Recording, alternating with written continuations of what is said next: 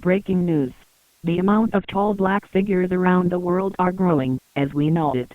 In fact, the government science facility was recently breached, as something that has been infected has escaped and killed 20 scientists, plus the brutal death of globally renowned scientist, Dr. Henderson.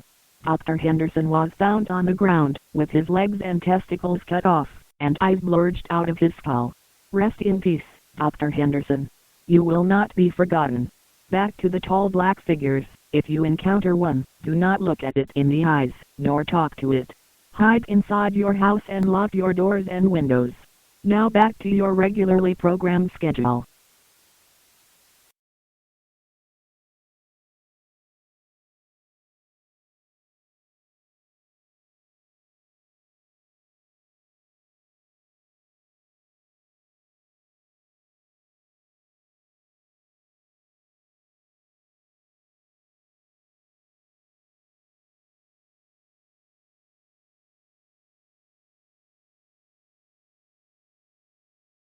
I want to end my life.